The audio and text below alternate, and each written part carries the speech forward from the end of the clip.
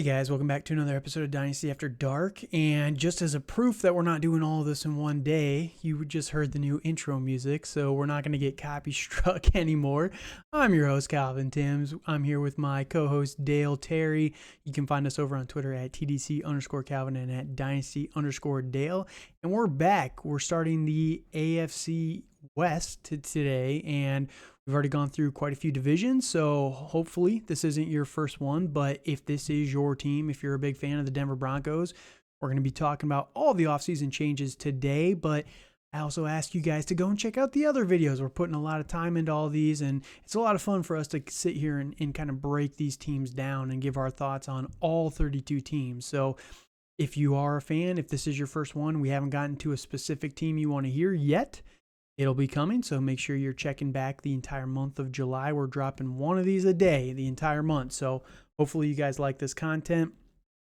Today, we are going with the Denver Broncos.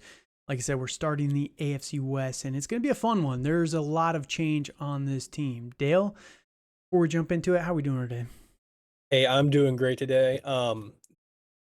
This episode's I actually gonna drop on my birthday, Yeah, so happy birthday to Dale. yeah, Drop it I down in know the I'll be comments. yeah, and you can all say that I'm older than I look. Don't really care. I get that all the time. So other than that, I'm doing well tonight. I go back to work for a day and then have a day off. So There you I go. am looking forward to it, and I'm ready to talk about these Denver Broncos because there's so many changes. It's not funny. So. Yeah, so we're actually recording this right before 4th of July. So if you hear this after 4th, hope you guys had a happy 4th of July and, got to see some fireworks, spend some time with your family, whatever it is. So, just love this time of year in America. So thank you guys for checking us out afterwards. But I got to say, Dale, you look pretty good for a 45-year-old man. I'm just... I appreciate it, man. I'm not 45. I turned 30 this year, so please don't put 45 in the comments. It will hurt my feelings, and I might cry later. Or do. But no, happy birthday to Dale here. Now, if this is your first one, again, we're going to be going through it, and the kind of the order that we're doing it is we're going to talk about some of the coaching changes, then we're going to talk about the free agents that they lost, the free agents that they added, then the free agents that they lost, then the draft, and then at the end of the podcast, we're going to talk about every single skill position and give our thoughts on those guys going into this year and, the next couple of seasons as well. So that said, we'll just jump right into it. There's a lot of coaching staff changes. We were looking at it, and I mean, obviously, everybody knows they traded a first-round pick for Sean Payton to bring him in as the new head coach. And with that, they literally completely gutted this entire coaching staff. We were looking at it before the start of the podcast here, and there's not a single position that they kept, not one. So it's completely new from top to bottom, and you got to respect that. They don't really want to... They wanted to get it all out of there, and I can't blame them after what last year was for this team. So obviously Sean Payton is your head coach. He's going to be pretty much the offensive coordinator as well. They did bring back Joe Lombardi to kind of work with him on the offensive side as well.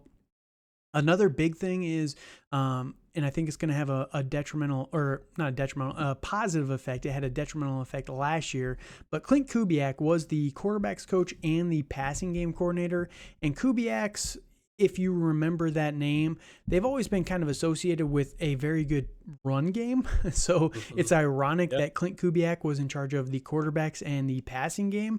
But I think that that's going to be good for guys like Russell Wilson, who we're going to talk about here in just a little bit. And, you got to be encouraged that every sign, they've done everything they can to really build this around Russell Wilson. So we'll talk about him in just a few minutes. Any thoughts on the coaching changes? I think anybody other than I can't even remember Nathaniel his Hackett. name. Yes, thank you. Other than Hackett, I think a third grader could have coached that team better. Yeah, He was not bad. he was not set up for success. He couldn't even find where the game clock was. So I think you finally get an adult in the room and someone who knows what they're doing and knows how to handle these quarterbacks who are coming or in it or struggling a little bit and can really get the best out of them. So Right. And If you haven't checked out our AFC East New York Jets breakdown, we talk about Nathaniel Hackett a little bit over there because that he is now the offensive coordinator for the Jets. And yeah, just like Dale said, I'm not entirely sold on his ability to run an offense. It wasn't the best situation last year with this team, and you can put some of that on Russell Wilson. You can put some of that on the coaching staff, but yeah, it was just not pretty anywhere in there, and we have no idea what wasn't working. Everyone has kind of associated it completely with Russell Wilson at this point, but it could have very easily just been Nathaniel Hackett didn't know what to do. His first time head coach, and it could have all just been that. So I'm very hesitant. You'll notice if you watch a lot of these to put all of the blame on the players, unless we have multiple successful organizations where they don't work out in. That's where I'm willing to put it on the player at that point. But if you have someone that is a first-time head coach with a guy that we've seen for years and years be a Hall of Fame level quarterback, and all of a sudden the guy looks like a dumpster fire, right? I'm more willing to put that on the coaching staff than on the player in this situation. So, call me crazy, but it just seems like everyone seems to be overlooking that a little bit with Russell Wilson. So quickly we'll go through some of the roster changes that they did. Some of the guys that they re-signed Cameron Fleming. He's a tackle. He's a pretty good player, I think, for this team. He really started to step up the last couple of years. Kareem Jackson, safety. PJ Locke, another safety. Alex Singleton, a linebacker, and Esang Basi, one of their cornerbacks over there. They re-signed him. Now, the free agent signings that they had, this is where it gets a little interesting, in my opinion. So, going from the top here, we're going to go through all the positions. So Zach Allen, defensive end from the Cardinals, they brought in him. Fullback Michael Burton, wide receiver Marquez Callaway from the Saints. Obviously there's the connection to Sean Payton there. Frank Clark from the Chiefs, they were able to steal him away from the division rival. That was huge. I actually really like that signing. We'll talk about a lot of these signings, but I think that they really bolstered some of these positions that were kind of weak. Ben DiNucci as a backup quarterback. They've got center Kyle Fuller from the Seahawks. Tommy Hudson, tight end. Lil Jordan Humphrey, also from the Saints. Ironically, the Sean Payton connection there. Wide receiver. Tony Jones Jr., Tony Brooks Jones Jr., as the footballers call him. Running back, they brought him in from Seattle. Tyler Lancaster, nose tackle. Mike McGlinchey, this was one of their biggest first free agent signings. They paid him a ton of money. He's from the 49ers. He is going to be a centerpiece. They went all out in free agency to really boost this offensive line this year. Jaquez Patrick, running back. Tight end Chris Manhertz. Nose tackle, this guy didn't, they actually cut him. So running back Samaje Perine, Ben Powers, offensive guard, another massive signing that they had early in free agency. Cornerback Trayman Smith and quarterback Jarrett Stidham, also low-key kind of interesting. What are your thoughts on the guys that they did bring in this offseason? I think it was huge on the guys they brought in, and they spent a lot of that Walmart money that they had. Yeah. On honestly, like they just got bought out. Well, they just sold the team last year. Right. It's to the Waltons. So, I mean, I think it was a very good free agent class that they got. Like they really shored up that offensive line. Mm-hmm. I'm not sure how great Mike McGlinchey is for that contract, but but with the guys, but with the guys out there, it was few and far between, and you really need strong offensive line play, Yeah, especially with Russ, right? Yes. And with Russ, like he's going to throw more. He's not going to be the scrambling type of quarterback that he used to be, and that's what made him really elusive and great. And he is going to lose some of that, but they really shored up a lot of that with their signings. Like they also signed a lot of guys on the defensive end. I like they re-signed like Draymond Jones. They really shored up the back end with their draft picks that we're going to talk about here in a little bit. Sure. So overall, I do agree that a sneaky signing is Jarrett Stidham. Yes. Because Yep. I wouldn't be shocked if he started. Yeah, we'll talk about him here in just a Yeah. minute, but no, I think it also goes to Sean Payton. He has experience working with small quarterbacks, right? He worked with Drew Brees for years and years. So Russell Wilson, he's known for being a shorter guy, just like Drew Brees. So, if Sean Payton understands how to build that offensive line to protect those guys, I think that this is going to be a huge signing there. So, a couple guys that they did lose here in free agency, Calvin Anderson, offensive tackle, Andrew Beck, fullback, Mike Boone, another running back, Draymond Jones, defensive end, Latavius Murray, another running back, Marlon Mack, another running back. They had a lot of running backs that they lost. Yeah. Darius Phillips, cornerback, Brett Ripien, one of their backup quarterbacks. Dalton Reisner, an offensive guard. He hasn't signed with anybody yet, so they might bring him back in for depth. He was okay. He wasn't great, but he wasn't terrible. Eric Sobert, a tight end. Eric Tomlinson, another tight end. Tackle Billy Turner, and defensive end Deshaun Williams. Then a couple other guys here. Ronald Darby, cornerback. Chase Edmonds. They traded him, right? No, they traded for him. They got him in the Bradley Chubb deal, and then cut him. Cornerback Lamar Jackson, not the quarterback. Center Graham Glasgow. That one was actually a pretty big loss, but I think that they're okay bringing in Kyle Fuller. So and then Freddie Swain, another wide receiver that they waived as well. So, a few losses, got a little bit weaker, but I think all in all, with the guys that they brought in free agency, was probably a net win, right? I think it's safe to say that. Yep.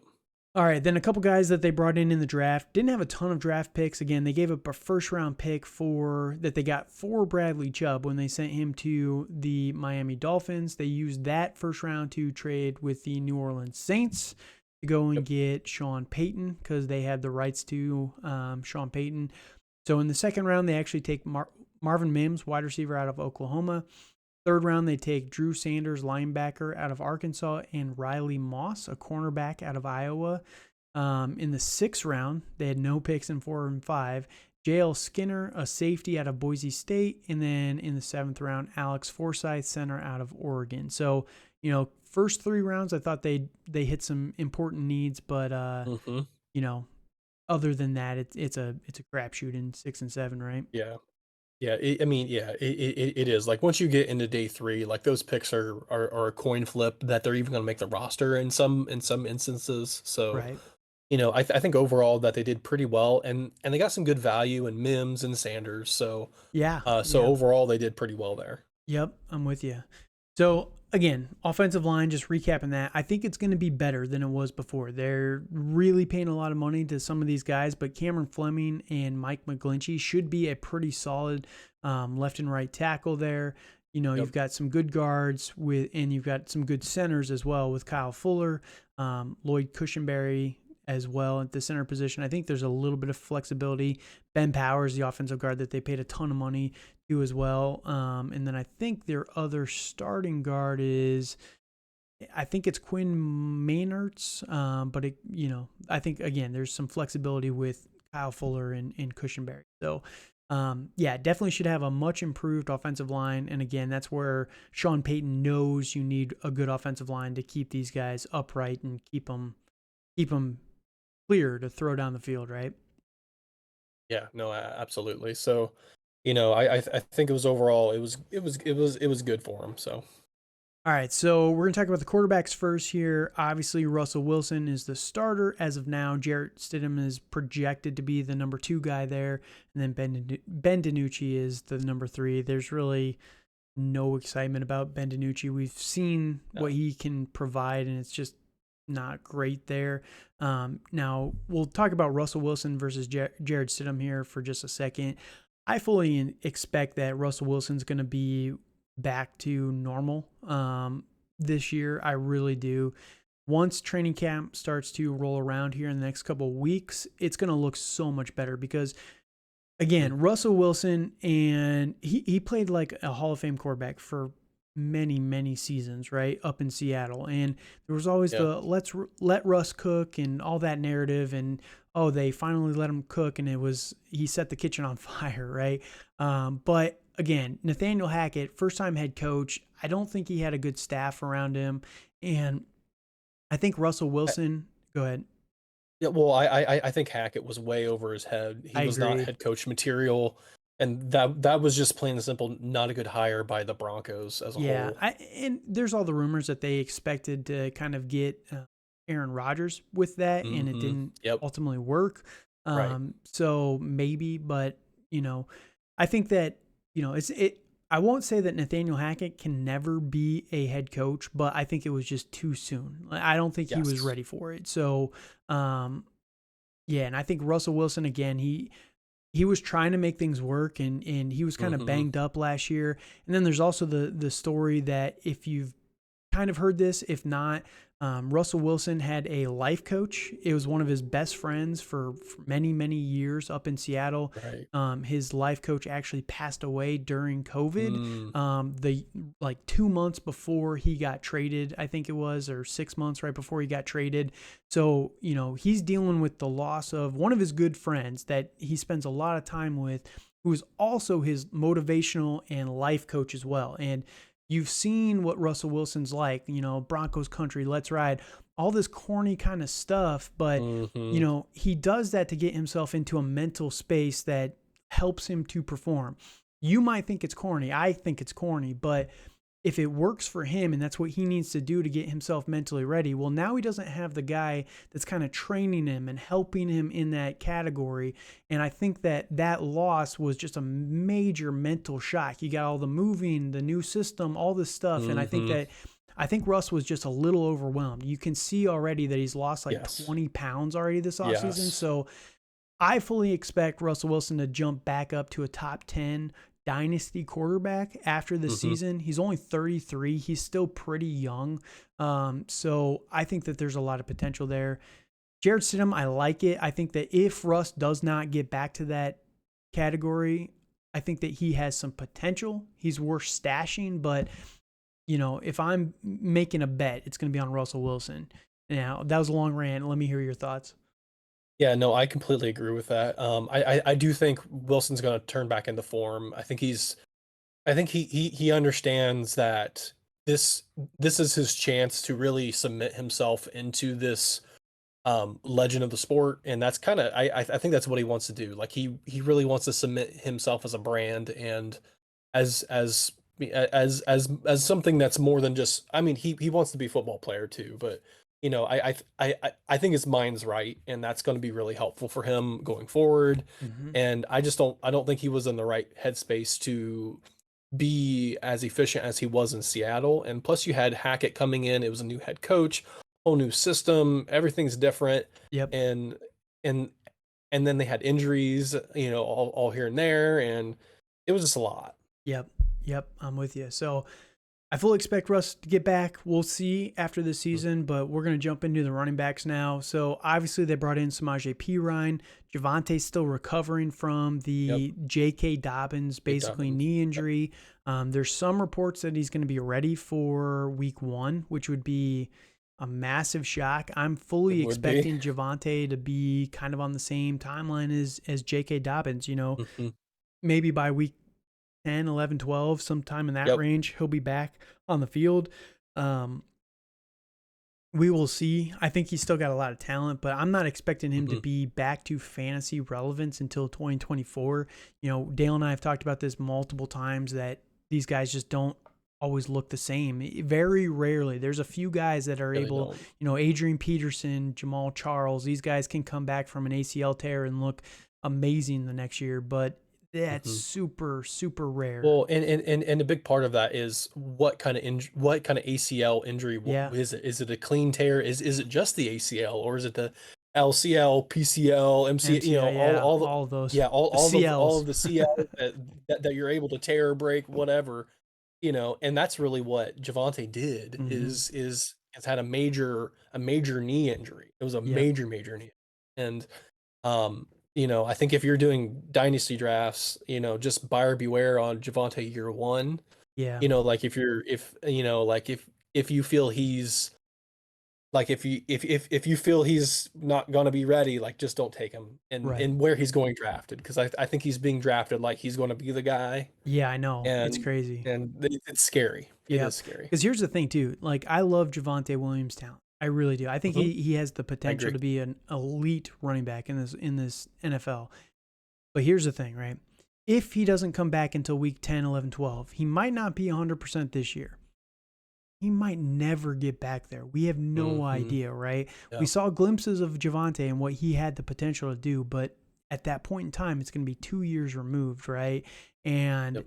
that's risky for all running backs. Like, I don't think that he's ever going to get to top 12 running back value again. And this is a guy that was going as RB4 last season before the Hmm. ACL tear. And it's so unfortunate. Some people are still stashing him like he's going to be a top 5 guy. And it's possible that he gets up there, but you have to be realistic with Javonte that there's a real world where he never gets back there. It's Yeah. entirely possible. So just keep that in mind if you're drafting Javonte or if you're trading for him. It's not a sure thing that he's going to make it back up to there in value. So if you're paying Hmm. top 10 running back values for him, it's a massive risk. So yeah, just a little heads up there. I do fully believe in Samaje Perine though. In the Hmm. interim, I think Samaje Perine has the potential to be a top 12 guy. If you remember back to New Orleans with Sean Payton, he made Alvin Kamara and Mark Ingram, an older Mark Hmm. Ingram, both top 12 guys Yes. in the same season. And, if Javonte were fully healthy, you could see that situation here. But I think Samaje is going to have a lot of potential. And I also think Tony Jones Jr. is going to be a sneaky kind of ad where if Javonte doesn't start in week 1, 100% healthy, Tony Jones might have a little bit of relevance early in the season. What are your Hmm. thoughts? Yeah, I mean, I really love Samaje. It's for this year especially. Unfortunately, he's 27. Mm-hmm. So, and he's gonna be 28 like once the season gets going, and that's Right. usually when running backs kind of fall off that cliff, unfortunately. And this is his fifth team. Right. So, I mean, I do expect him. I mean, I will say that he was the guy and he was the guy at the end of the year instead of Joe Mixon in Cincinnati. So, I expect him to have a similar role in of what he did in Cincy, and I really think he's going to take ownership of that, Mm-hmm. and he's going to do really well. And then I think that's going to help Javonte kind of ease in a little bit Yeah. and not feel so rushed. Yep. And Yep. so So I think Samaje is going to have top 20 running back mhm, potential. I think early in the season he's going to be, fringe RB1 most weeks. Like yeah, I just think that they're going to use him quite heavily. But we will hmm we will see there. So I think there's definitely some sneaky value there if you're looking for somebody cheaper in your leagues.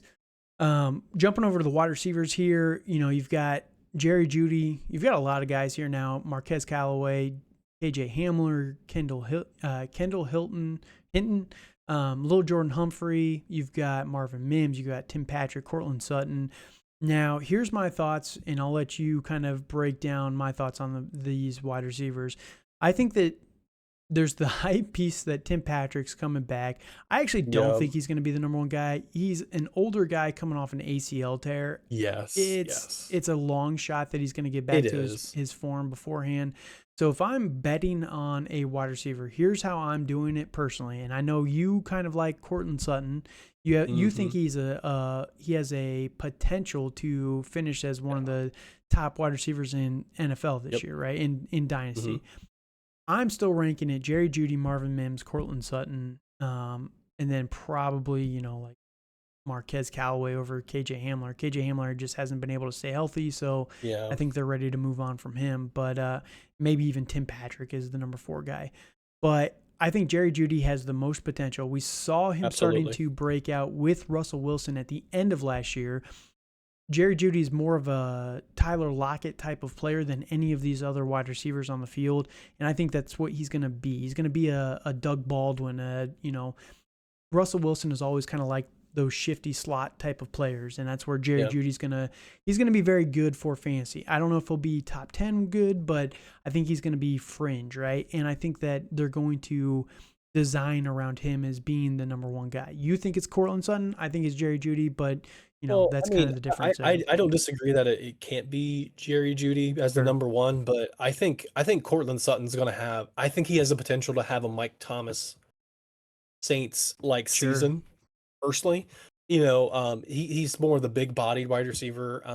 Unfortunately with Jerry Jeudy, well, I would say going into his pro career that Jerry Jeudy was a route Savant. a Savant. route. Yes, a savant tactician was the word I Yeah. was trying to There find. you go. There you go. He was doing really well, but his hands have really failed him, and that's what being a wide. I mean, yes, he's had Drew Lock throwing him the ball in Right. previous years, which doesn't help anybody. Right. But I really want to believe in Courtland Sutton, and I'm going to ride that train probably for a couple weeks, and then it's going to fall off, and I am here for it, There you but go. that's okay. And with Marvin Mims, I do love his long-term potential. Mm-hmm. I would rank in the dynasty world, I would do Jeudy, Mims, and then Sutton. Sure. It's Sutton because of age mainly. Right. I also do love Tim Patrick, but he is, I think he's the oldest amongst these guys. Yeah, I'm waiting for he's more positive reports on Tim Patrick, and then I'm selling him for any second round pick. I've been hearing a lot of positive reports, and then I think I heard somewhere that like Sean Payton said that he's the best athlete in the wide receiver room. So I think if you can get a second for him now, Yeah. do it. Just wait for more positive news, and you'll definitely be able to get a second for him. But yeah, because the hype train's coming. Yep. And really quickly on Marvin Mims, like I'm not sold on Courtland Sutton. I just don't think that he's ever, I think he had a lot of talent, and he's just never been able to prove it. Unfortunately, his highest was his sophomore season, and that was before the brutal ACL tear for him, was wide receiver 19. And he's just not been the same guy since. He hasn't had the same quarterback since. So, this is just my thoughts, but he could definitely, like Dale said, smash that and be the number one for this team. I have no idea. But Marvin Mims is somebody that a lot of people are down on just because he only ran 9 routes really for Oklahoma. And he was very good at it. He was extremely good at it. He's extremely fast, right? He's a little bit of a smaller guy, but I don't see, he basically in an interview said, well, why didn't you run any other routes? Why have you never showed that part of your route tree? And he goes, they didn't ask me to. What do you want me to do? I did what I was told. So it's a problem with Oklahoma last year is that they had is that they lost Lincoln Riley, they lost Caleb Williams, so they're dealing with Dylan Gabriel, who is an okay quarterback coming out, but he's not. I don't think he's NFL caliber. And then they got a defensive coordinator as a head coach. Yeah. So like, what are you gonna do at that point? So Marvin Mims, I think that there's a lot of potential. I think he has a bigger route tree than what he's shown so far. Absolutely. We will find out. Obviously, Sean Payton liked him, took him as his first pick in this draft with this team in the second round. Yep. So I think that there's a lot of sneaky potential there that people are just looking at the size and saying, he's not, he's just a speedy outside guy. And I don't think that's the case personally. Now, quickly, we'll wrap up with the tight ends. Greg Dulcich is really the only guy that I want to invest in here. I'm not interested in Adam Troutman. Alberto just hasn't worked out. Why not Adam Troutman? He is Sean Payton's guy. I don't care. Greg Dulcich is the better player. So I know, I get it. No, I do agree. I do agree with you that like Greg Dulcich is the guy. Yep. I could see Troutman getting some touchdowns. What do you think the realistic ceiling is on Dulcich? 10? Like tight end 10? Yeah. Like I could see him being like I don't see him breaking into the top 7. Yeah. 8 is ceiling. 8 is the ceiling right Okay. now. It's because of all the tight ends that are there. Yeah, it's potential. So, a lot of people are high on Greg Dulcich right now as a potential sleeper. So, good luck trying to get him for a value. I would maybe wait and see, but honestly, I would definitely the value right now. But yeah, Dulcich, I do think he has some potential. He showed a lot as a rookie. So we'll see what he can do. But yeah, it's worth just keeping an eye on. So, Mhm. all right. Any last thoughts on the Broncos before we wrap this up? Send them home. All right. So that's our thoughts. Here's our full breakdown on the 2023 offseason for the Denver Broncos. A lot of changes, especially at the top. Sean Payton should bring a positive to this organization, whether Russell Wilson gets back to his old form or not. I think Sean Payton is an amazing signing. There were people that thought that the first round pick for Sean Payton was an overpay. And I'm like, dude, that's not even, if he saves this, a Hall of Fame head coach, it's not enough. So a lot of changes on this team. I think that they're definitely trending up for 2023. It's a tough division. AFC West is a tough, cutthroat division. So we'll see what they can ultimately do. But yeah, a lot of guys there. So that said, thank you guys for joining us. You can find us on the Dynasty After Dark YouTube channel, Spotify, Apple, Google, anywhere else that podcasts are found. While you're over there, if you can, like, comment, subscribe to the video. We appreciate it. We're trying to put out one of these a day, like I said, for all 32 teams. And yeah, we're just going to be cranking out the content. So we appreciate you guys coming in and listening to it. And until next time, have a good night.